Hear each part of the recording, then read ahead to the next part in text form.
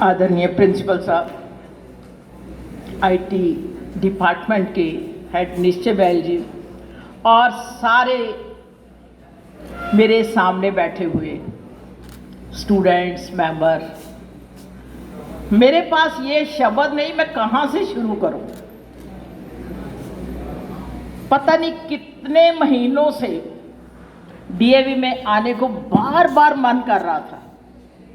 अक्सर सभी कॉलेजों में जाने का बहुत मौका मिलता है, थोड़ा सा दूर होने के कारण जैसे एक मन तड़पता था। बड़ी बार अपने गाड़ी में बुक्स रखी कि आज जरूर जाना है, एचएमवी से होकर फिर उधर जाना है, पर कुछ ना कुछ कारण, पर उस भगवान का किस शब्दों में धन्यवाद करूं कि उसने मेरे लिए इतना बड़ा प्रोग्राम बना के फिर मेरे को आज बुलाना था। यही मेरी आज की सबसे जीवन की बड़ी उपलब्धि है। इस दिन को बनाने के लिए रितिका मैम का खास योगदान। जब कल कॉल आई तो मेरे को शायद साक्षात भगवान सामने नजर आ गए।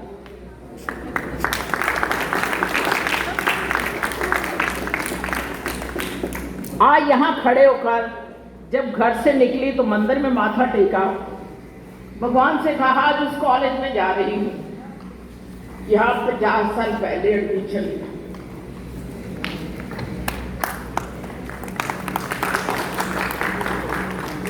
वो दिन बहुत देर प्रिंसिपल साहब से ये हालातों के बारे में बातें होती रही। आईटी के बारे में तो आप बहुत कुछ जानते हो, मुझे तो कुछ भी नहीं पता।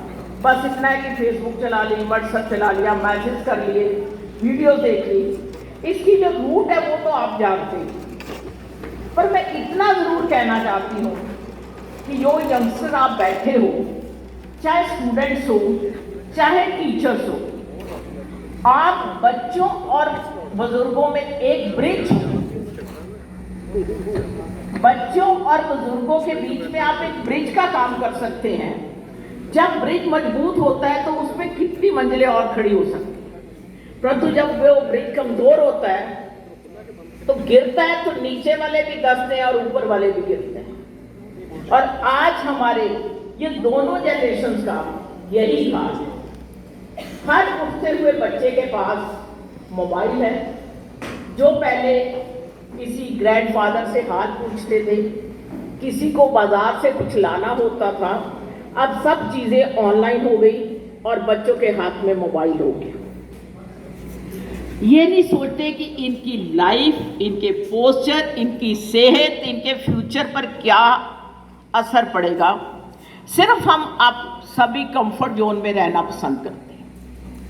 ये जो मैंने बुक दी है उसमें मैंने कुछ ऐसे आर्टिकल्स लिखे हैं, जैसे शुरू तो मैंने करा था औरत हम समाज, चाहे हम पुरुष प्रधान समाज कहते हैं, पर सारा घर, सारा समाज औरत के चारों तरफ घूमता है, चाहे घर हो और चाहे समाज हो। प्रिंसिपल साहब ने बहुत एक अच्छी बात कही कि पहले तो ये संयुक्त परिवार भी अपने आप में एक एनजीओ होते थे। किसी की घर में कोई समस्या होती थी, अब हम एनजीओ के पास जाते हैं। पहले वो सारी छोटी छोटी बातें घरों में ही सुलझा ली जाती थी। बड़ों के साथ में रहना हमें ऐसे लगने लग गया है शायद ये आज़ादी में एक रुकावट है। ये रुकावट नहीं थी, ये जिंदगी की उनके अनुभव जो हमारे साथ शेयर करते थे। मैं तो अक्सर कहा करती हूँ कि यहाँ बुजुर्ग हंसते मिले, वो घर अमीरों का होता है। अमीर कोई कोठियों कारों से नहीं बनते, अमीर तो घर की खुशियों में, आंगन में बहने वाला प्रवाह जो सबके लिए हितकारी होता है, वो अमीर होता है। परंतु हमने अमीरी समझ ली लग्जरी चीज़ों को। जिसके पास बहुत बड़ी गाड़ी है, चाहे उसने करप्शन के साथ खरीदी हो, वो शायद अमीर है, पर ऐसी बात नहीं है। बहुत कुछ बातें हैं इसमें। मैंने एक आर्टिकल और लिखा है, आज सस्ते हो गए मापे।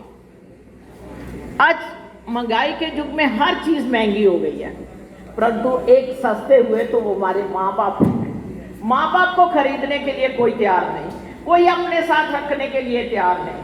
यदि दो बच्चों के पास एक एक महीना रहते हैं और एक महीना 30 का आता है और एक 31 का आ जाता है, 31 वाले को भी प्रॉब्लम आती है कि मैंने एक दिन ज़्यादा। यदि बच्चों की बात करें तो उसके लिए भी मैंने एक लिखा था, बच्चों को तोहफे नहीं समय चाहिए।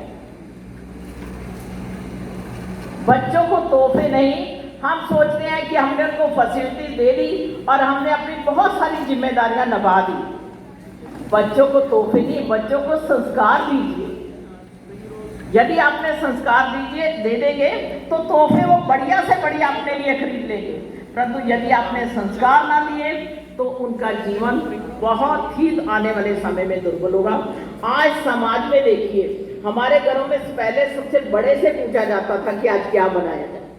आज सुबह उठते बच्चे के पास इतनी ऑप्शंस होती हैं, क्या ये खाएगा, वो खाएगा, ये करेगा, वो करेगा। तो वो बच्चे जो है इतने चूजी हो गए हैं और वो कहीं ना कहीं हमारे लिए एक प्रॉब्लम बनते जा रहे हैं। तो मैं यही कहना चाहूँगी कि जिस धरती पृथ्वी पे आज मैं खड़ी हूँ और 50 साल पहले 2 साल यहाँ का सफ़र मैंने इन पाँव से करा था, शायद आज उसकी बदौलत मैं यहाँ खड़ी।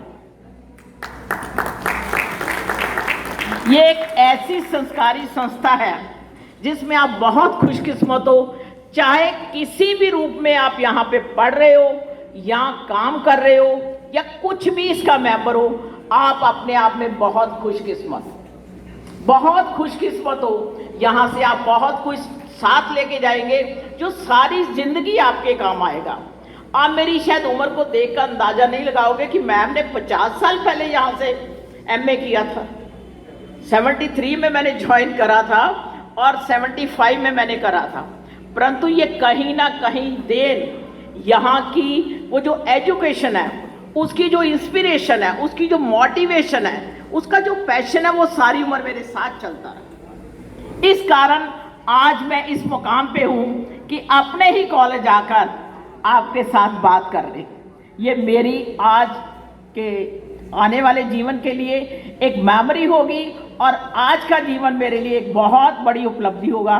इन बातों के साथ मैं ये कहना चाहूँगी कि ये आईटी डिपार्टमेंट के द्वारा जो भी काम हो रहा है, इसमें कोशिश करूँगी यदि ये बुलाते रहेंगे तो आने वाले समय में भी ज़रूर आती रहूँगी, क्योंकि यहाँ पे आकर मुझे इतना अपनापन लगा।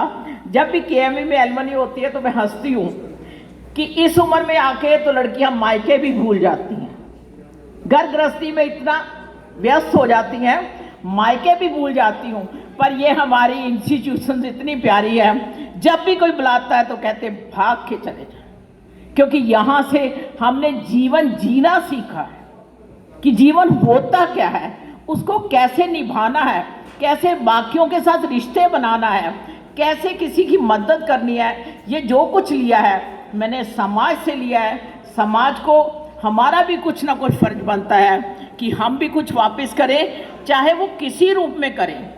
तो ये जो आप ये कंप्यूटर का युग है, ईरा ऑफ कंप्यूटर है, तो यही कहूँगी कि आप जो भी शिक्षा दें उसका हर कोई सही इस्तेमाल करे। जो भी कुछ कमियां आ रही हैं उसका भी कोई ना कोई हल निकले, ताकि कोई इसका मिसयूज ना कर सके और आप हमेशा चढ़ती कला में रहो।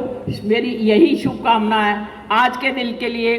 फिर रितिका का, निश्चय बैल जी का और सारे स्टाफ का एक बार तहे दिल से धन्यवाद, जिन्होंने आज मुझे यहाँ पे आने का मौका दिया, इतना मान दिया। इतने दिनों से वेट कर रही थी और आज जैसा मिला वो शायद मेरे लिए बहुत बड़ी उपलब्धि है। बहुत बहुत धन्यवाद। Thank you so much everyone.